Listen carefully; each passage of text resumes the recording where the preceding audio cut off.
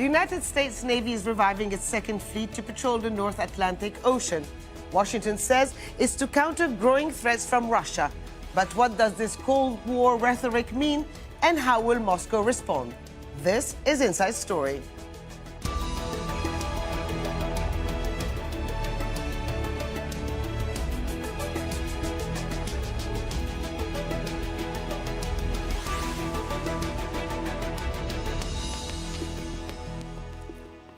Hello and welcome to the program. I'm Hoda Abdelhamid. The U.S. has announced it is re-establishing its naval presence in the North Atlantic as Russia increases its patrol in the area too. It's part of a military buildup from both sides that hasn't been seen in decades. The Second Fleet was disbanded back in 2011 after more than 60 years of service. The reason? It was part of a restructuring program to save money at the time. We will discuss the real motives behind its revival with our guests in a moment, but first, Diane Easterbrook has this report. The U.S. Navy says its Second Fleet will be back in commission this summer, operating out of Norfolk, Virginia. The fleet, which was eliminated in a cost-cutting move 7 years ago, is being reestablished to counter what the Pentagon calls a rising threat from Russia. At a ceremony in Norfolk on Friday, Admiral John Richardson, Chief of Naval Operations, said, "Our national defense makes it clear that we are back in an era of great power competition as the security environment continues to grow more challenging and complex." Russia's Navy has stepped up patrols in the Atlantic, and both Russia and NATO have been building up forces in Eastern Europe at levels not seen in decades. While Russia has fewer ships than it did during the height of the Cold War, U.S. officials are especially concerned about its expanded submarine fleet and increased presence in the Atlantic Ocean. But one military expert sees this more as saber-rattling than an outright threat of war. I think what the Russians will do is probably over time react with more submarines operating in the Atlantic, more messages to us that beware. But I think that this will be kept at a relatively low level, and I really don't see a huge escalation or any escalation proceeding from these actions.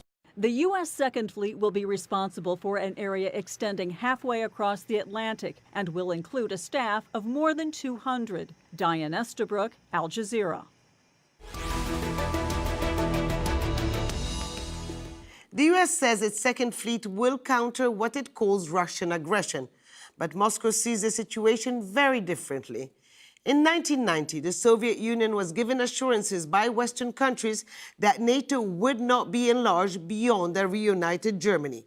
But those promises were quickly forgotten, and between then and now, the North Atlantic Treaty Organization continued expanding eastward, adding 13 more members. As it carried out major military interventions in the Balkans, Afghanistan, Libya, and beyond. No wonder then that U.S. plans to deliver a Patriot missile shield to Poland have been interpreted in Moscow as part of a plot to surround Russia. Let's now bring in our guests. Joining us from London, Olivier Guetta, Managing Director of Global Strat, a geopolitical risk and security consultancy firm. In Moscow, Dmitry Babich, a political analyst at Russia Profile magazine. And in Washington, D.C., Lawrence Korb, former U.S. Assistant Secretary of Defense. Gentlemen, welcome to the program. Mr. Korb, let me start with you. So are we to assume now that the thinking in Washington is that the fight against ISIL and international terrorism is not a priority anymore, and rather that Russia is the real threat? Well, basically, as Admiral Richardson, the Chief of Naval Operations, said, we're back in the era of great power competition. It doesn't mean that dealing with threats like ISIS in the Middle East have gone away, but what it means is they're not going to get as high a priority as we begin our buildup. Remember, this year, our defense budget basically went from $600 billion to $700 billion. And what they're saying is this extra money is going to go to deal with great power competition, particularly Russia and China. It's not that we'll do less in the Middle East. It just will, these new forces we're adding will focus more on that area. Okay, Dmitry Babich, how is all this viewed and received in Moscow? Of course, very negatively, because we read the strategic national defense strategy written by James Mattis, the new defense secretary, which says that the emphasis will be carried from counterterrorism operations to what he called strategic competitions with Russia and China. I don't know what Russian patrols in the North Atlantic the American side is talking about. Right now, quite officially, there is an ongoing military naval exercise in the Black Sea conducted by the United States, its other NATO allies such as Spain and even Bulgaria, with more than 2,000 troops present from various countries, and they're exercising in about a few hundreds of miles from the Russian territory. So basically, the United States and their allies are conducting official exercises in the Black Sea, in the Baltic Sea. Look where the United States is located and where the Black Sea is located.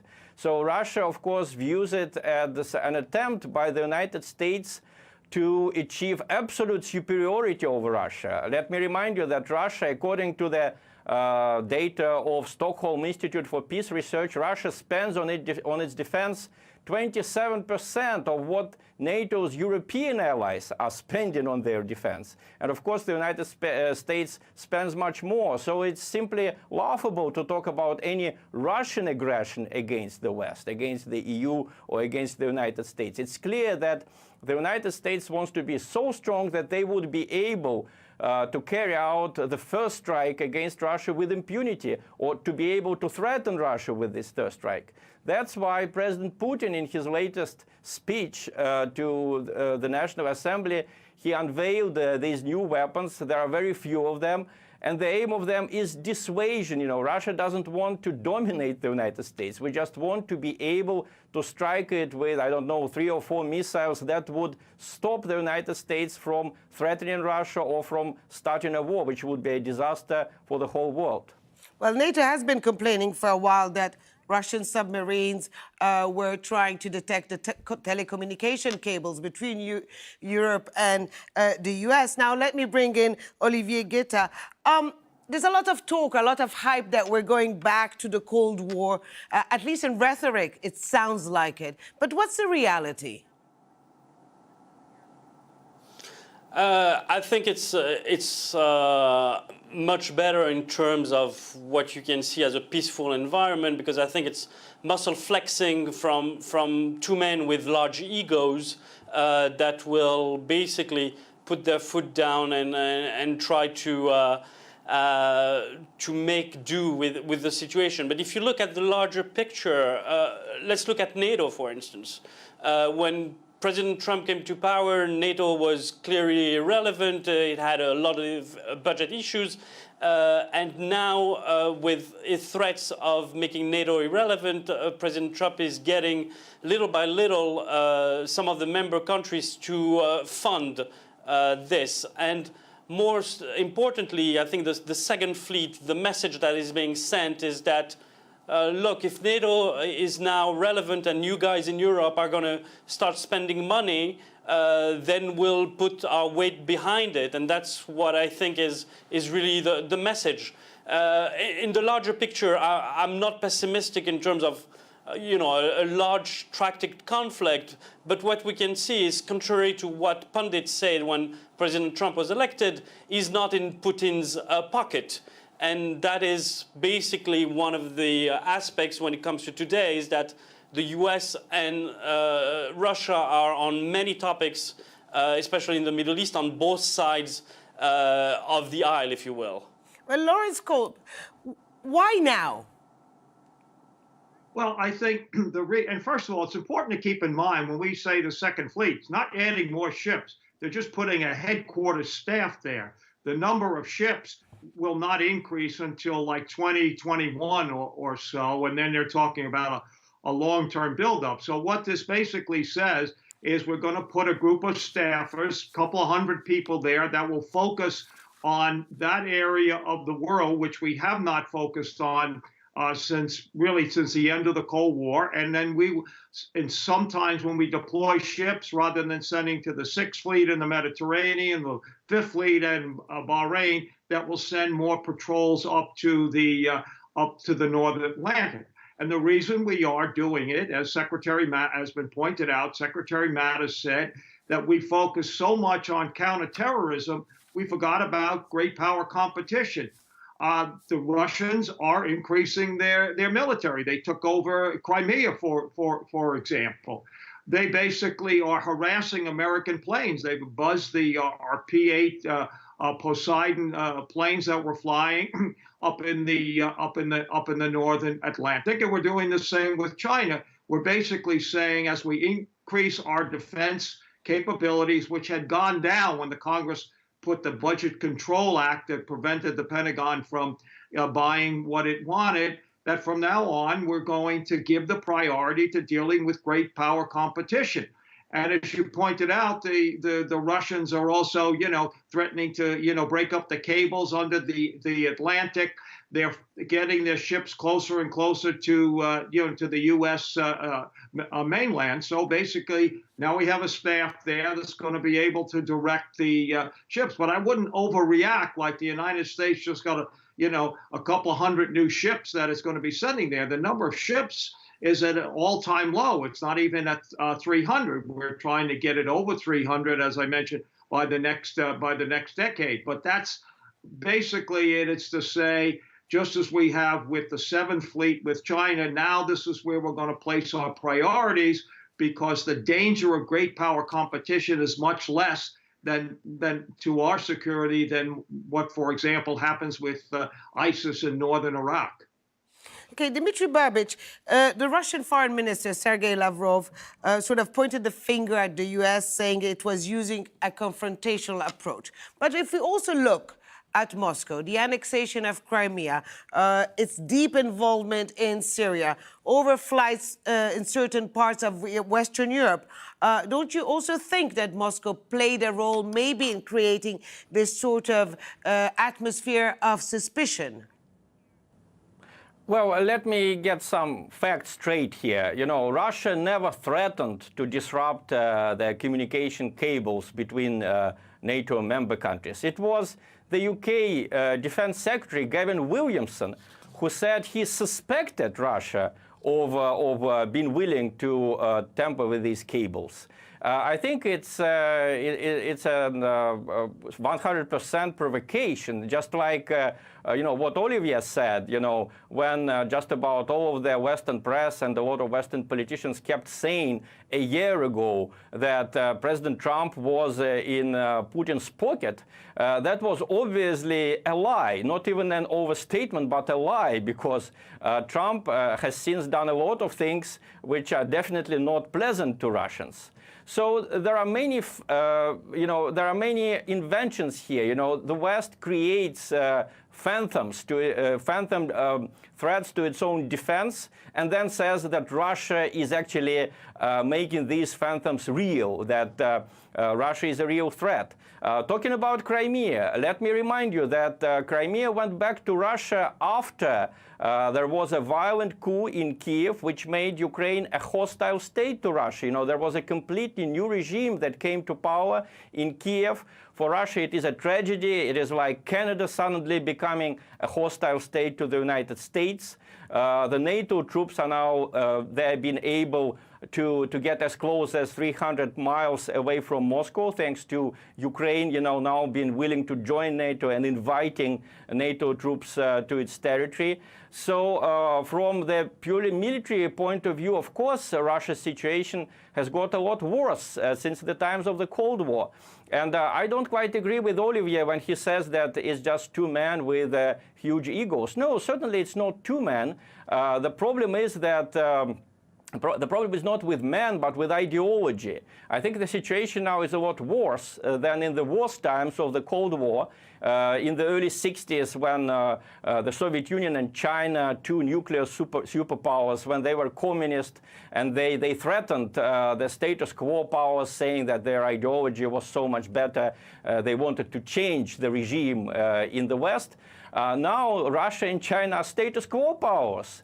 But they are in the minority. They were in the minority in the 60s, and they are in the minority militarily and economically even now.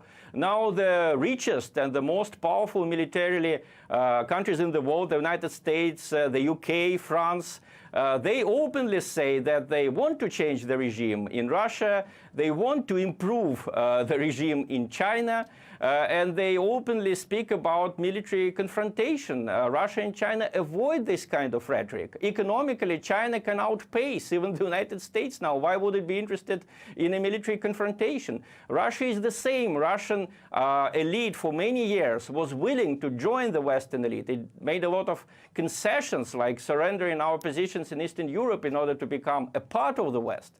Now there is a feeling of great disappointment in Russia and a feeling of great threat from the West. That's why we have these, what you call overflights of NATO ships in the Baltics. Look where the United States is, and look where Russia is. Baltics is basically a sea which borders on Russia. The British troops are now in Estonia, a few dozens of miles from Russia's second capital, St. Petersburg. We never had such a situation, not even before the World War II. So that's why Russia feels insecure. So, Olivier Guetta, is Russia right to feel insecure? U.S. Secretary of Defense Jim Mattis says it's all about deterrence. But is that really the main motive behind all of this? And also, how is the rest of the world going to look at this sort of or perceived military expansion? A couple of things. I mean, we have to go back to the Obama presidency, where basically President Putin, so rightly so, Obama as a paper tiger, and Obama with his failing Middle East policy left a void open for Russia to come in. Remember, 8 years ago, we didn't speak about Russia's involvement in the Middle East.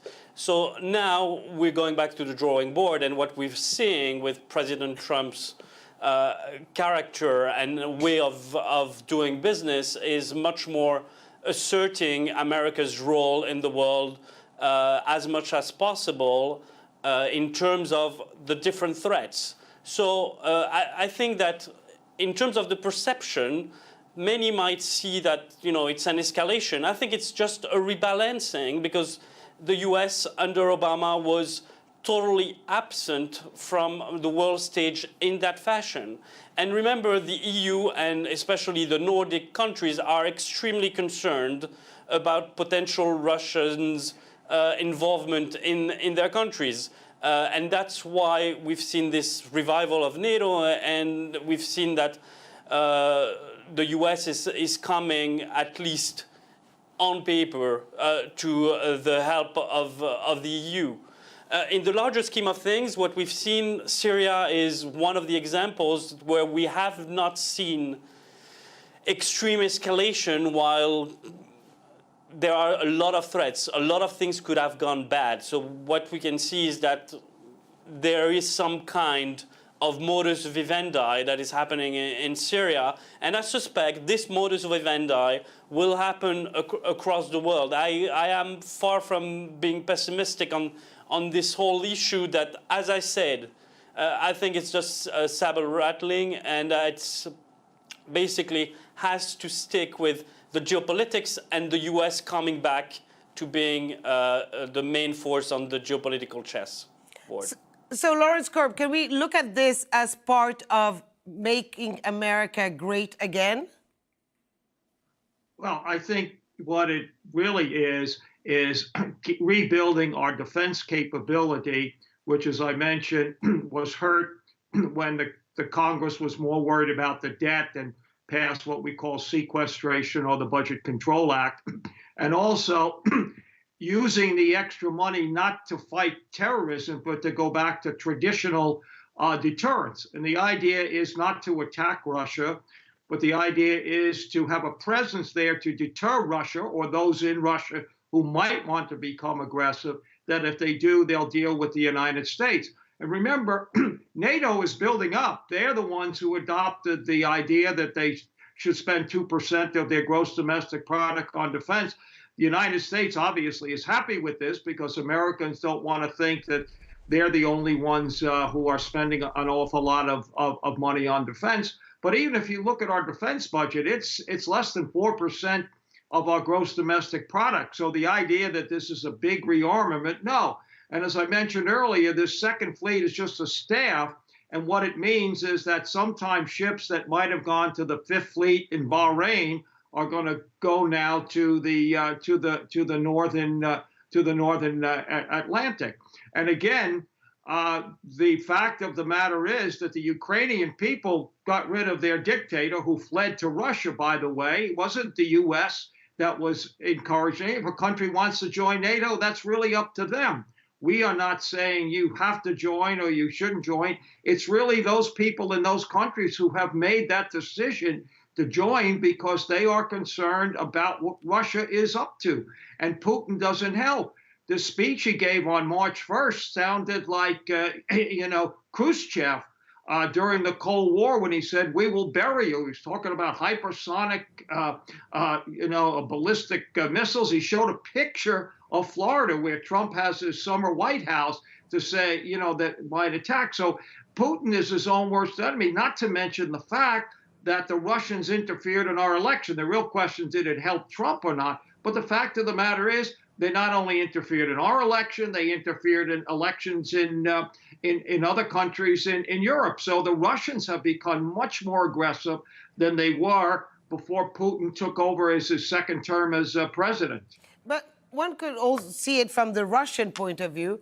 There were guarantees given back in 1990, 1991 during the negotiations over the reunification of Germany that NATO wouldn't expand eastwards.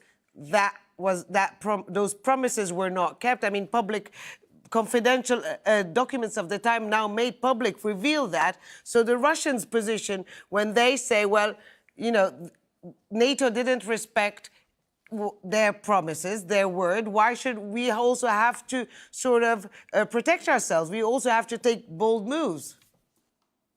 Well, again, if you go back and you take a look, there is a lot of debate about that, where the then Secretary of State Jim Baker said to Russian Foreign Minister Shevardnadze whether, in fact, that really happened. There's some debate about that. But the fact of the matter is, we did not force those countries to join NATO.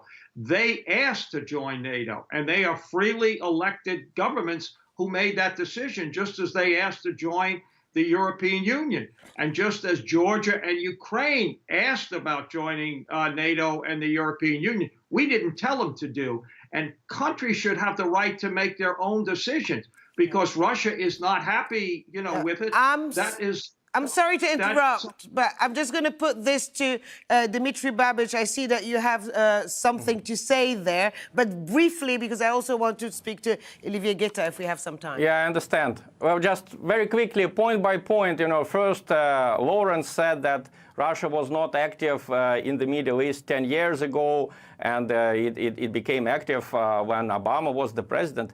It was not Russia who promoted the revolutions in the Middle Eastern countries, which led to this renewed Russian involvement. It was the United States and the European Union who supported the insurgency in Syria in 2011, presumably peaceful in the beginning, but very quickly turning into a civil war. And Russia was invited to Syria by the government when the so-called Islamic State was making progress there, was expanding, despite 11 months of airstrikes from the Western powers, which were obviously not very enthusiastic because the ISIS kept expanding in 2015 when Russia came on stage. Talking about Russia's aggression and Ukraine and Crimea, Dmitry, I'm going to have to interrupt you. I'm sorry, we have reached the end of the program. Thanks to all our guests, Olivier Guetta, Dmitry Babich, and Lawrence Korb. And thank you for watching. You can see the program again anytime by visiting our website, aljazeera.com. And for further discussion, go to our Facebook page. That's facebook.com/AJ Inside Story. You can also join the conversation on Twitter. Our handle is @AJ Inside Story. From me, Huda Abdelhamid, and the whole team here in Doha, bye for now.